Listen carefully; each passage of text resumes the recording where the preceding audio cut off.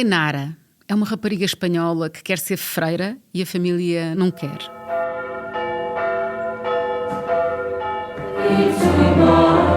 Eso es serio, ¿eh? Lo de la vocación.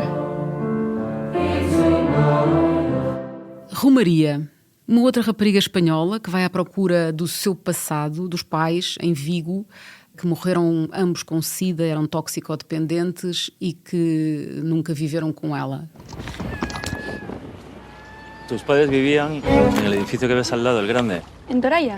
Sí, una época muy chula, ¿no?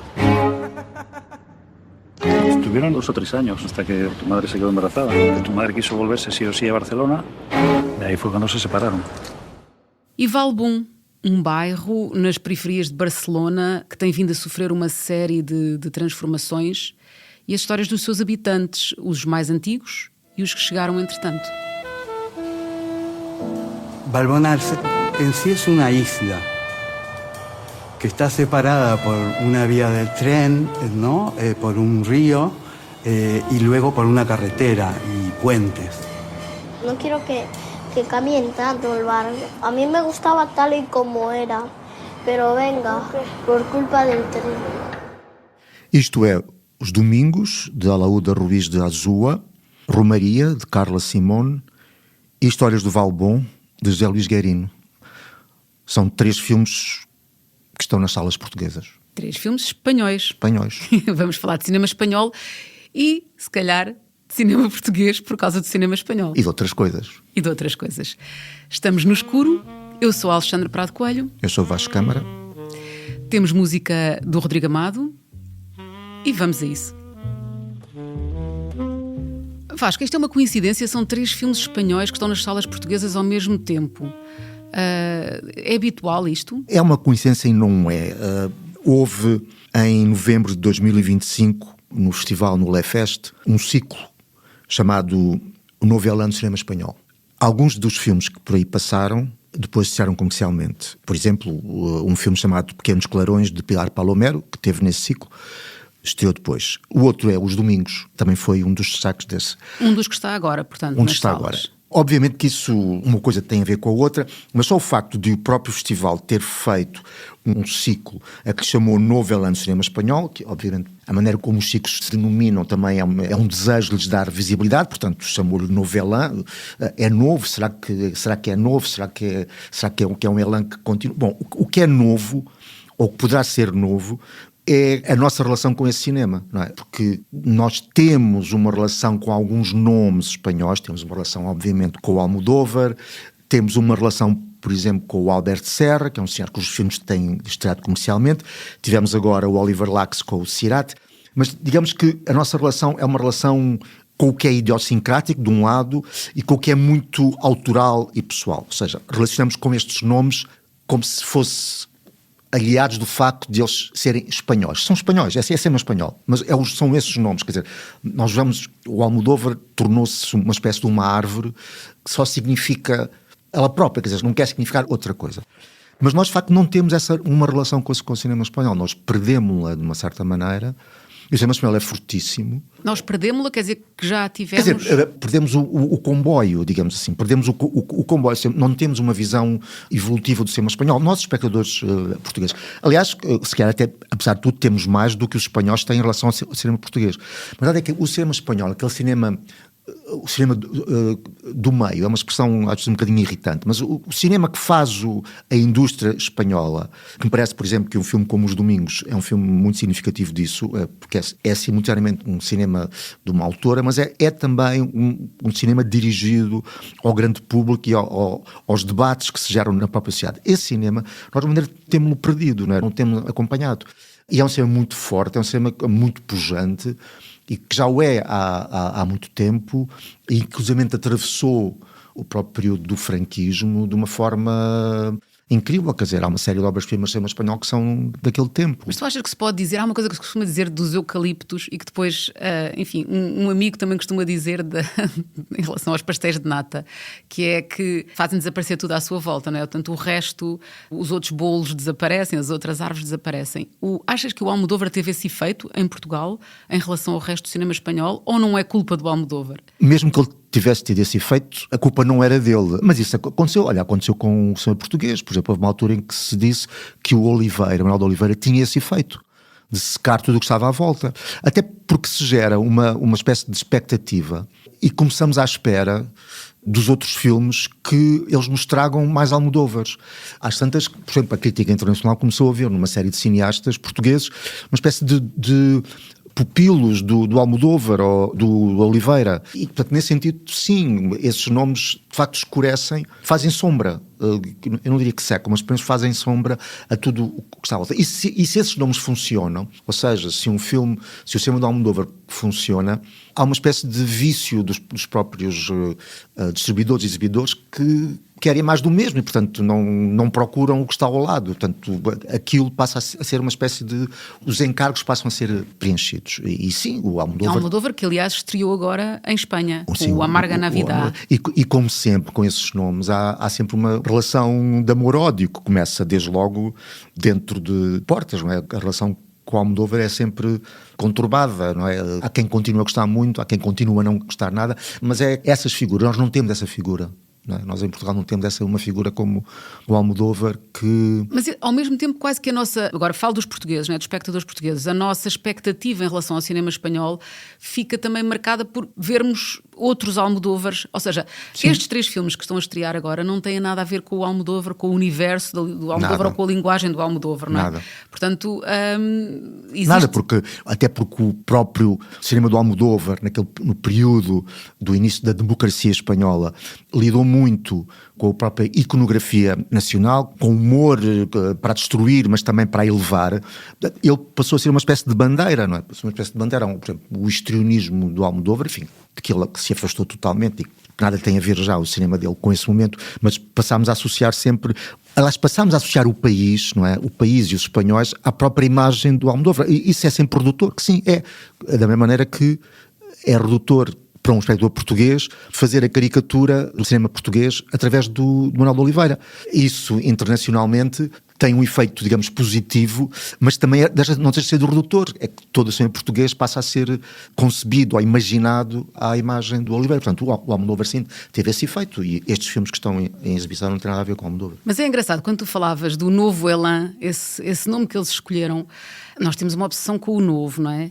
Isto vem desde a novela vague, o novo cinema português, o novo cinema espanhol, porque estamos sempre a tentar enquadrar as coisas numa espécie de novidade e também agrupar, não é? Ou encontrar linhas condutoras em cada geração. Sim, mas digamos que isso é o princípio de uma programação, ou seja, quando tu selecionas um grupo de filmes para mostrar, queres dar uma ordem e às vezes estás a juntar coisas que são apenas contingentes ou apenas são coincidentes, mas queres dar uma ordem. E o novo significa que alguma coisa está a recomeçar, acenas com a novidade às pessoas, e de facto há aqui uma verdade, é novo desde logo em termos objetivos, é que a maior parte das pessoas não conhece. E, portanto, também é novo neste sentido. A pessoa não conhece estes filmes, não é? Estes filmes não... E são filmes de público, não é? Não são filmes de algum circuito experimental ou marginal, não são filmes de grande público e querem ter, ou quiseram ter, fomentar ou desencadear um debate na sociedade. O caso dos Domingos, por exemplo, foi muito evidente. Para se eso se edificia. Esto prende. No, parli per me. Una più trenne, quello. Una raccomandarà un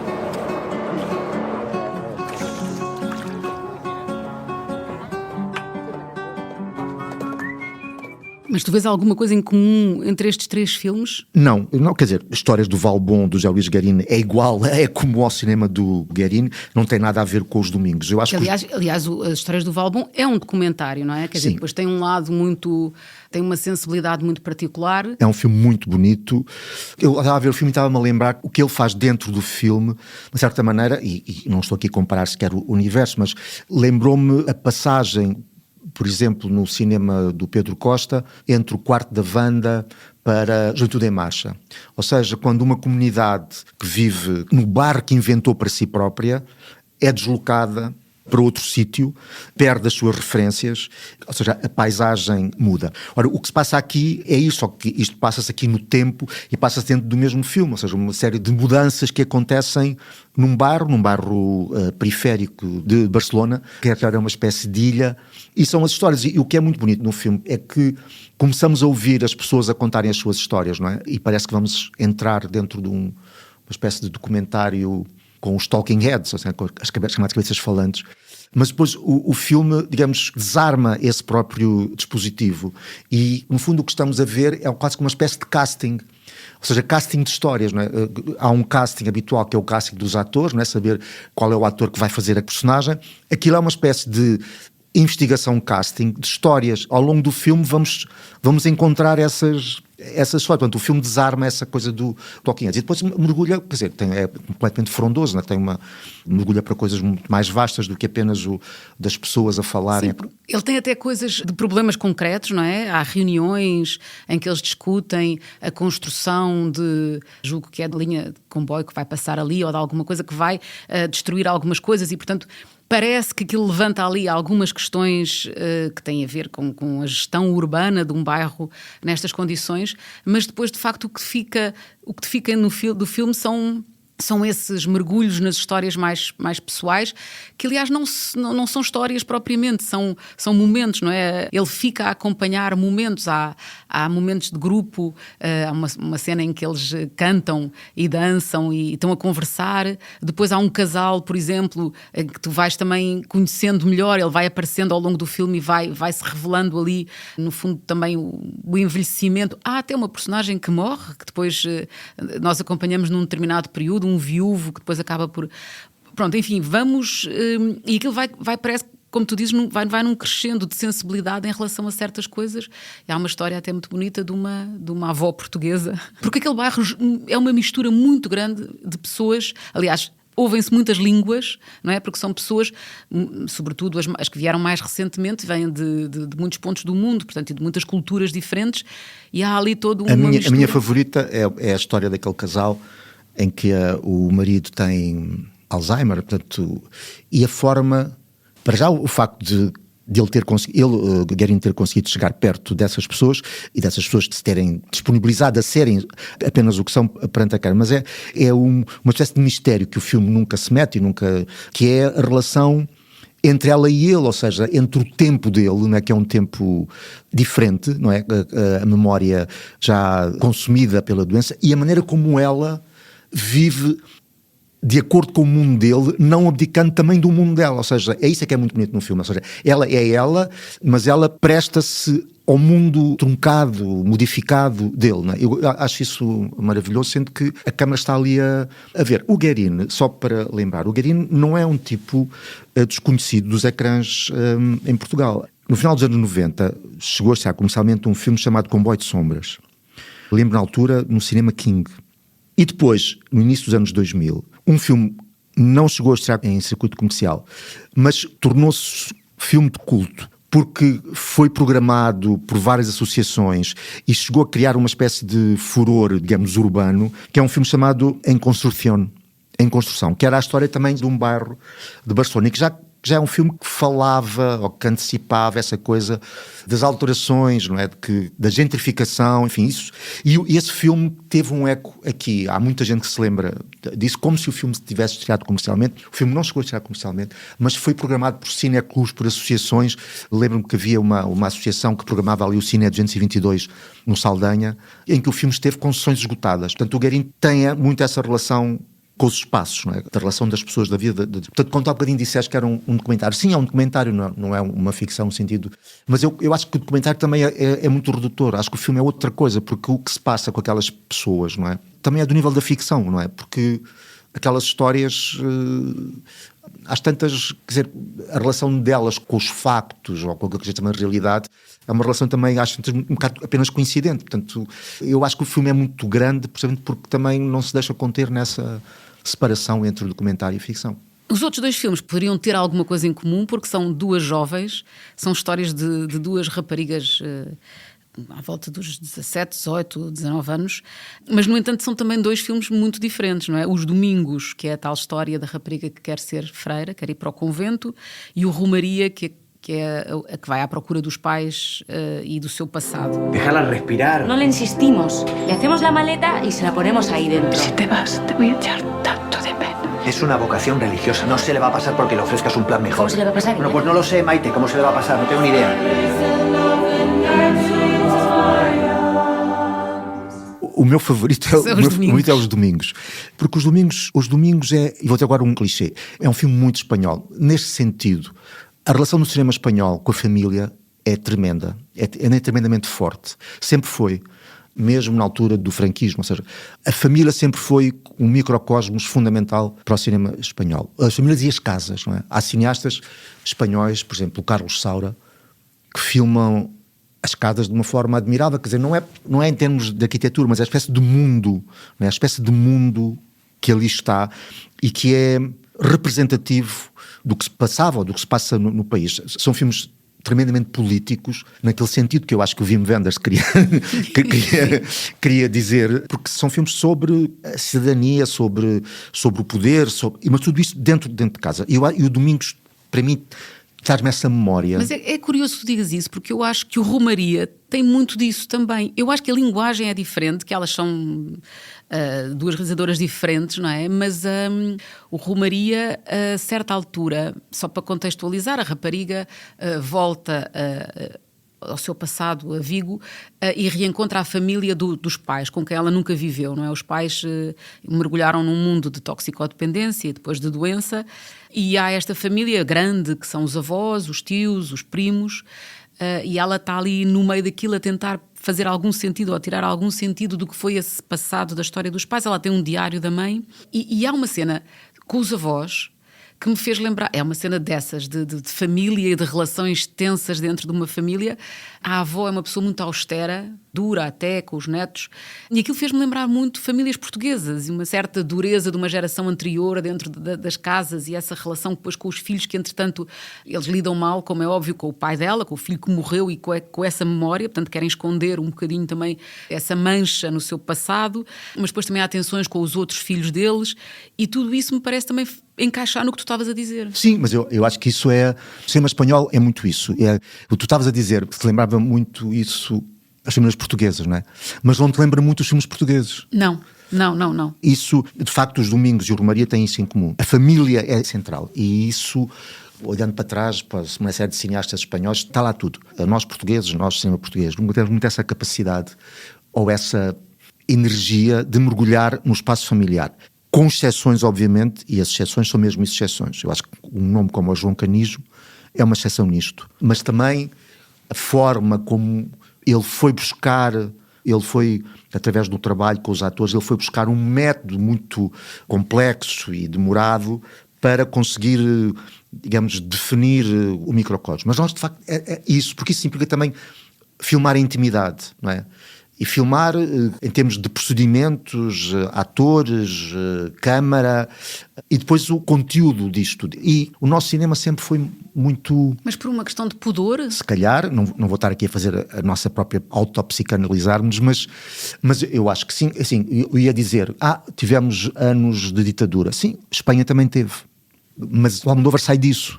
O que é que saiu de nós? Não foi isso. É?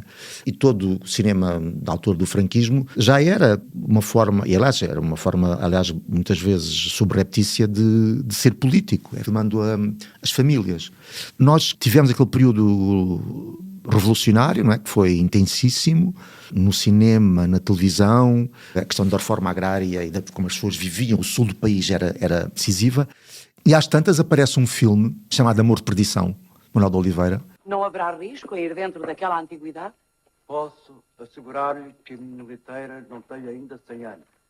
E os machos não excedem os 30. Sabiam que Rita Preciosa era dama da senhora Dona Maria I. Porém, de soberba com que os tratou, ficaram pensando se seria ela própria rainha. Foi, enfim, um escândalo quando passou na televisão e depois quando estreou comercialmente, porque não tinha nada a ver com nada.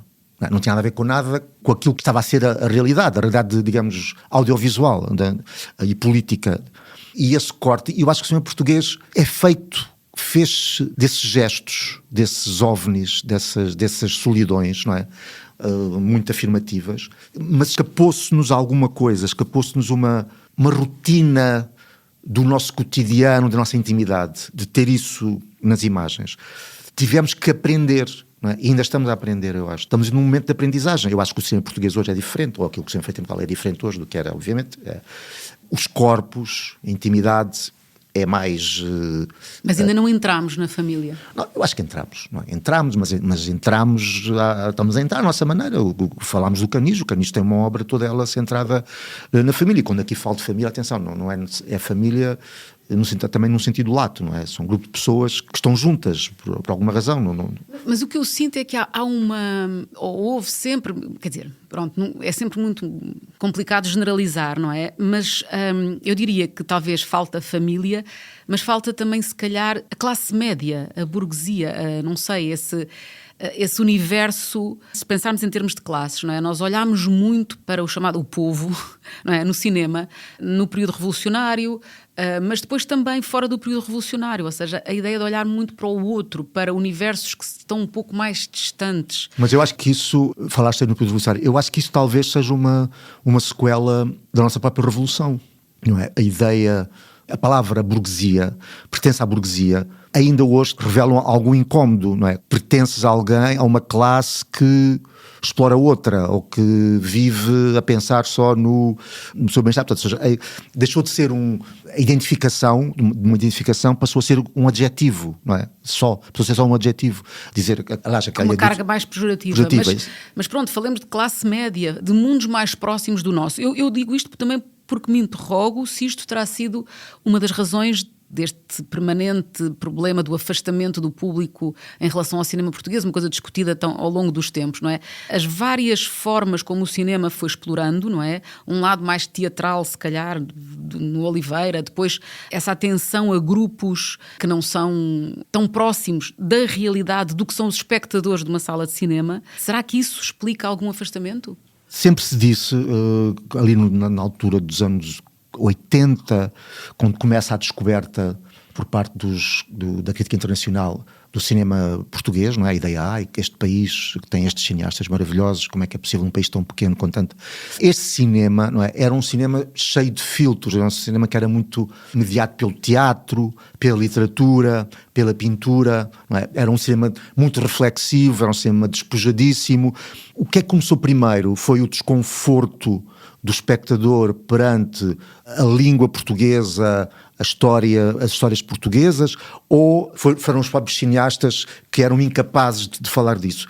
Uma coisa provavelmente alimenta a outra, e é verdade que há ali um período de mudança, que foi final dos anos 70, quando as telenovelas brasileiras chegam a Portugal, e nós começamos a ter uma relação com a língua portuguesa e com a ficção. Não te esqueças, o próprio rock português, não é? O movimento rock português era cantado em inglês, não é? A ideia do rock só podia ser em inglês. Depois houve grupos que furaram isso. Mas a nossa própria relação com a língua era complicada. Hoje há telenovelas portuguesas, hoje já não se pode dizer que haja...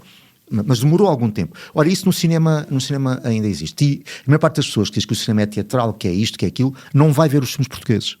Não vai. Portanto, eu acho que nós criamos os nossos próprios obstáculos, nós estamos, digamos, morados. O espectador português está fechado, não é?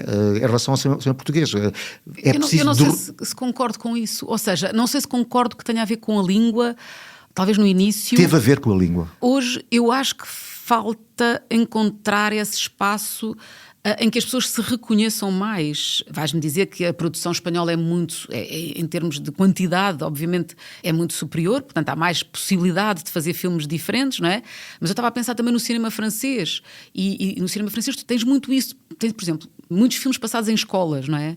São realidades... Mas nós também temos isso, Alexandra. O que estávamos a dizer era algo que já não é o retrato do cinema português. O que eu acho é que o que ficou, o que ainda persiste, é uma imagem que se imobilizou em relação ao cinema português. O cinema português já não é isso. Essas dificuldades todas que eu acho que aconteceram já não se verifica. O cinema português hoje é muito vasto. É muito vasto, tendo em conta a dimensão que temos. Ou seja, é variado. é muito variado. Há coisas completamente diferentes, como Marco Martins vai à Inglaterra filmar os portugueses que trabalham... E os matadores, portanto, ou seja, falando... Ele faz isso num momento em que em várias cinematografias esse movimento também é delineado, que significa que o nosso cinema passou a estar no mundo. Isso é inegável. Hoje, o cinema português já não é olhado como era nos anos 80, que era uma espécie de cinema de um país exótico, uma espécie de uma ilha, não é? Uma ilha mágica, maravilhosa. O nosso cinema hoje está no mundo. Os cineastas estão no mundo, quer dizer... Eu percebo isso, mas repara, quando dizes que o Marco Martins, e eu gosto muito dos filmes do Marco Martins, mas ele vai filmar os portugueses fora, estamos ainda no universo dos menos privilegiados, dos mais... Ou seja, eu volto à minha questão, que é as pessoas mais próximas da realidade do que é um espectador de cinema estão nos filmes. Eu acho que estão em alguns, mas pouco. As famílias que tu vês nos domingos, é uma família que tu reconhecerias completamente. Sim. Mas esta família sempre existiu no cinema espanhol. Esta, digamos, tipologia sempre existiu. Nós não tivemos este passado.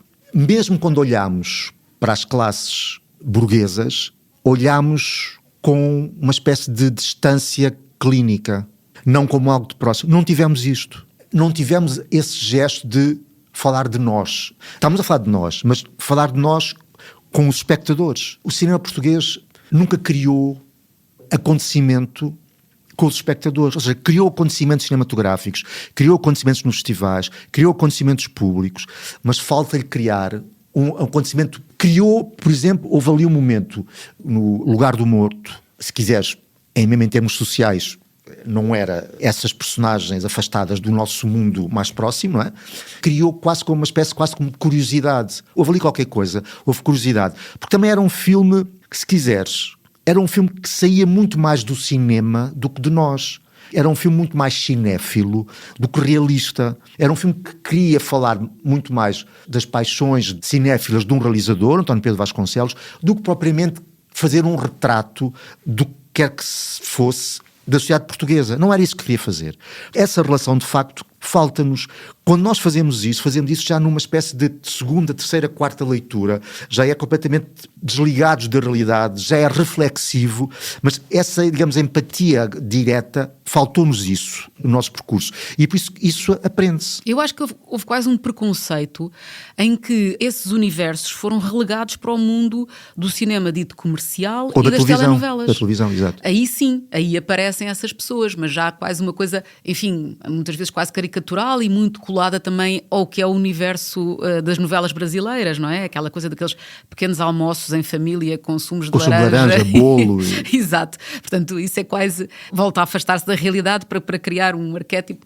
Mas eu sinto isso, que houve um preconceito, um desconforto, se calhar, dos realizadores portugueses em aproximar-se dessa realidade, parecendo uma realidade talvez mais fácil, ou de alguma maneira, não sei, porque esta divisão que existiu sempre em Portugal e que eu penso que existe noutros países também, não é? Que é entre o cinema de autor, o cinema comercial, etc., parece que não há um espaço no meio onde se possa conciliar as coisas e estamos sempre à procura desse espaço, não é? Estamos sempre em busca... Eu fiz um pequeno papel num filme português. Pois é, tu és atriz, é verdade. Exato. Temos que revelar isto aqui aos nossos ouvintes. A Manhã Submersa, do Lauro António. E lembro-me perfeitamente na altura que se falava de reconciliação do público com o cinema português, com esse filme. Como se falou depois com outros filmes. Ou seja, repetiu-se essa ideia com outros filmes, que estamos sempre à procura dessa reconciliação que eu acho que não é reconciliação, é o tal encontro. É a iniciação mesmo. Iniciação. Eu acho que todas as cinematografias têm os seus dramas, têm os seus traumas, não é? A cinematografia espanhola, a italiana, aliás, tem um trauma que é atual, que é não conseguir estar à altura daquilo que foi até aos anos 70. A cinema italiana até aos anos 70 foi profundamente dominador, não é? Era extraordinário, quer dizer, desde o neorrealismo até ao final dos anos 70, foi...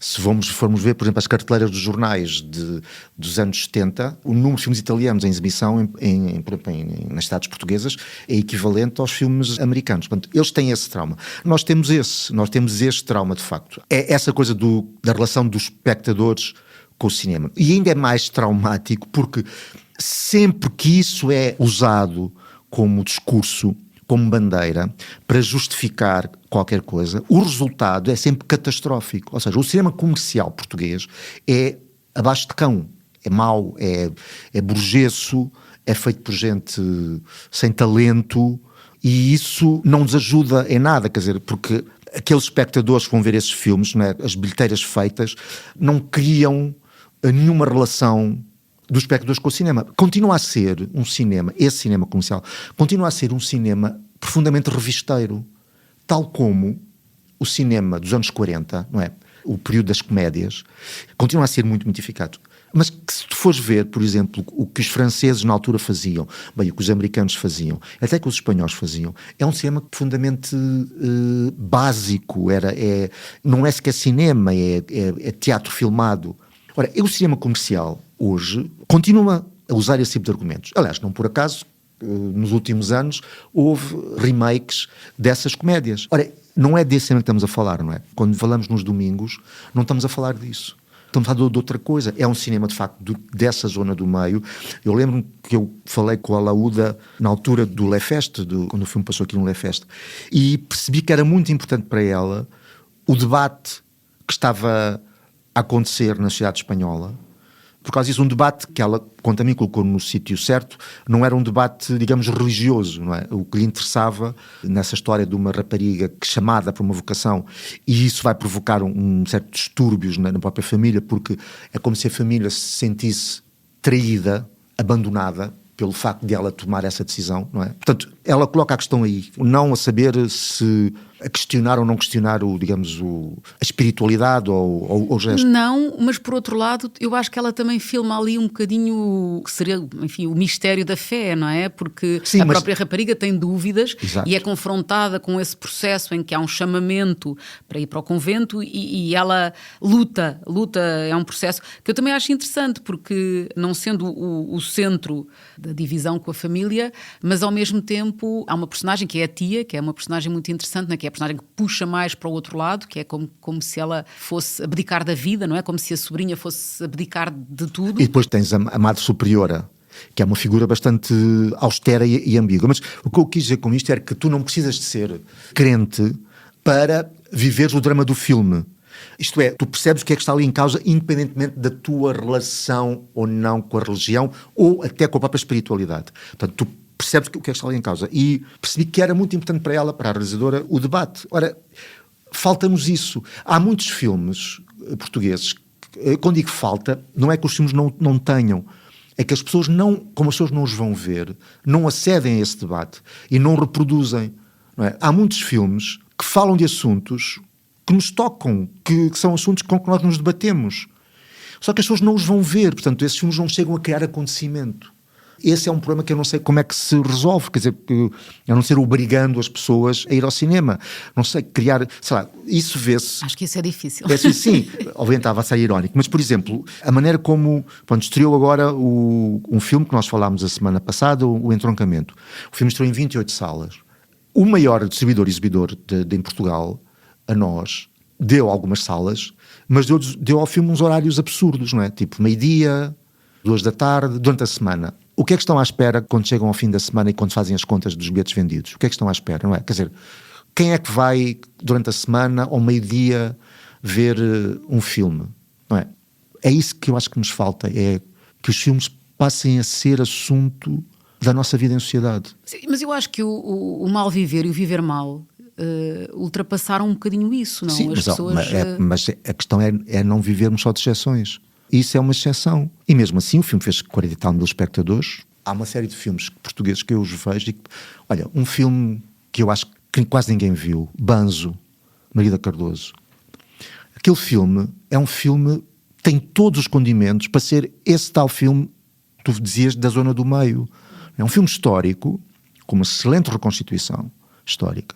Quem quer ir ao cinema e quem gosta e quem não quer ser defraudado quando vê reconstituições, não quer sentir que a reconstituição é mal feita, que não houve dinheiro e que não há atores de jeito para interpretar as personagens, isso nunca será razão perante este filme. não é? O modelo de reconstituição, o modelo de produção é perfeitamente justo e aquilo que tu vês é perfeitamente... Tu mergulhas naquela época. Depois estás a falar de um assunto que nos pertence, não é? A questão da colonização, de como lidar hoje, como olhar, como nos olharmos ao espelho. Está lá tudo. Para dizer bem, para dizer mal, para estar com o filme, para estar contra o filme. Para discuti-lo. Eu acho que este filme, se fosse em Espanha ou se fosse em França, este filme seria um sucesso de público. Tu viste o filme? Não. Não viste? Pronto. Não, há muita gente que não o viu, não é? E é isto que eu acho, é que mesmo um grupo de pessoas interessada, atenta, essas pessoas não vão ver filmes portugueses. Não vão. Nem sequer passa no seu... Mas eu acho que há aqui também um problema prático de, tu disseste, as salas, mesmo quando programam em grande número, escolhem horários difíceis, ou então os filmes estão muito pouco tempo. E aí também, quer dizer, se tu fores ouvir provavelmente os exibidores, a questão é, eu não vou ter o filme na sala com salas vazias. Ou seja, há uma pescadinha de rabo na boca aqui, como é que se ultrapassa isto? Que as pessoas não vão... Mas os exibidores não são obrigados a ter o filme mais tempo do que ninguém é obrigado a nada, embora eu acho que o governo português, o seu Ministério da Cultura, enfim, há leis, há decretos, há maneiras de regular e de ordenar as coisas. Ou seja, nós todos fazemos coisas que somos obrigados a fazer, não é? Porque pelo facto de sermos cidadãos. Não, claro, pronto. Mas agora há uma sala que programa só cinema português. Sim, mas isso, vamos cá ver o que é que isso significa. A questão é, há países em que há cotas, não é? Tu és exibidor, tens a tua própria empresa, mas funcionas aqui, da maneira como pagas impostos, tens que exibir um certo número de filmes portugueses. Estar a usar o cinema português só como uma forma de receber uns subsídios, isso é que acho que não faz sentido nenhum, não é? Pronto. Ora, isto é uma questão, não pode ser uma questão comercial. Isto tem que ser uma questão, isto é uma questão cultural. Portanto, o governo tem que se meter nisto. E não é por os filmes estarem nas escolas, quer dizer, não é por uma medida, tem que ser um conjunto de medidas, não é? Vamos olhar para a França. A França tem problemas, não é? Vamos olhar para a França, não é? A relação que os franceses têm com o cinema, relação cotidiana, quer dizer, de ir ao cinema. Quer dizer, também há internet, também há cópias piratas, também as pessoas fazem download, isso é global. Então as pessoas vão ver os filmes. Mas olha que estes debates devem ser atravessar os países, pelo menos em Espanha. Eu estava a ler algumas coisas sobre o cinema espanhol e encontrei logo textos e comentários sobre precisamente o excesso, na opinião da pessoa que escrevia, o excesso de dinheiro que é dado, o excesso de subsídios que é dado para um cinema em Espanha que não é visto pelo número suficiente de espectadores. Portanto, no fundo, o debate também acontece com certeza. Nós só estamos pior porque somos um país mais pequeno, mais pobre e temos, apesar de tudo... Nós temos o nosso cinema, hoje é muito visível, mas é muito visível também. E não é só visível nos festivais, quer dizer, mesmo pessoas que não têm a prática de ver cinema português significa qualquer coisa. Mas já que nós não temos uma espécie de locomotiva, não é, que puxa, como os espanhóis têm com o Almodóvar, não é? Que é uma locomotiva, de facto, a todo terreno, porque tanto é menino querido dos festivais, como dos programas autorais e dos espectadores, não é? É perfeitamente reconhecível, mesmo quando hoje as pessoas vão ver os filmes e não encontram, são capazes de criticar porque é demasiado Almodóvar ou não é suficientemente Almodóvar, não é? Mas ele já está naquela fase em que tanto pode ser criticado porque já não é bem aquilo que as pessoas, já não é um matador, já não é uma mulher a abrir um ataque de nervo, já não é outra coisa, porque de facto ele está atingiu uma espécie de plataforma de maturidade diferente, mas não temos essa figura, não é? E essa figura existe também ele apanhou imensa pancada agora com o último filme, não é? Mas eu acho que nos falta também, havendo essas figuras em Espanha que criticam por haver muito dinheiro ou muitos subsídios, a relação dos espanhóis com o cinema, como a relação dos franceses com o cinema, como a relação dos italianos com o cinema, não...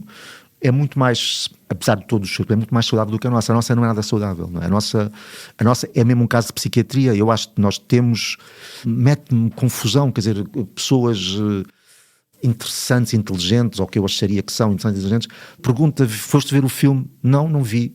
Nem sabem que o filme esteve, quer dizer, mas sabem outros filmes, quer dizer, tu falaste dos horários e não sei o quê. Sim, mas quer dizer, todos os filmes estão hoje nas salas em horários que mudam todos os dias, num dia estão ao meio-dia, no outro estão às 4 da tarde, quer dizer, as salas em Paris programam assim, quer dizer, todos os filmes, não é? Por aqui, minhas tias, por aqui. Nem sabem que perdiam se não tivessem vindo. Os trombalazanas. Ai, o meu Palhinhas! Vem cá já aí, seu camelo! Assassino! Pouca vergonha, roubar-me o meu chapéu! Achou muita graça a isto? Achou gracinha? Achou... Ora, então... E agora achou gracinha? Agora achou gracinha? Não há direito, os senhores têm que me pagar isto. Isto também eu queria! Chapéus há muitos! Simbora!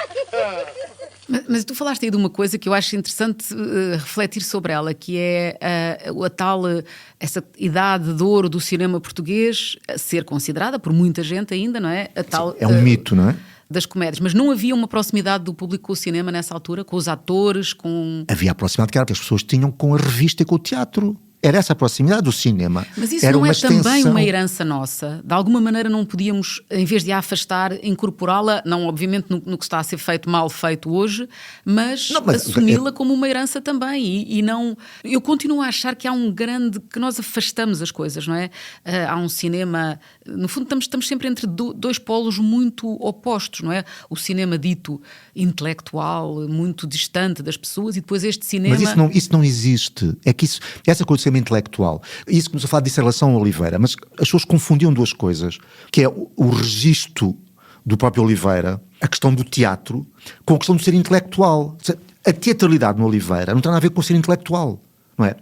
Sim, até porque o ser intelectual é uma expressão... Porque nós não fomos ser intelectuais, somos quê? Somos... não pensamos, não... Quer dizer...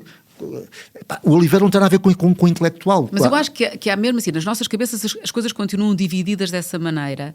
E quando tu dizes que o cinema português dos anos 40, as comédias, etc., não é muito básico, tudo aquilo é muito básico. Mas fazem parte da nossa história, claro, e acho que também... Claro que fazem parte. A questão a questão não é essas comédias, a questão é o querer reproduzi-las hoje. Reproduzi-las sem... É isso, a questão é essa. Mas integrá-las nesta história do cinema eu acho que é importante. Reproduzi-las como argumento para brandir esse argumento e dizer...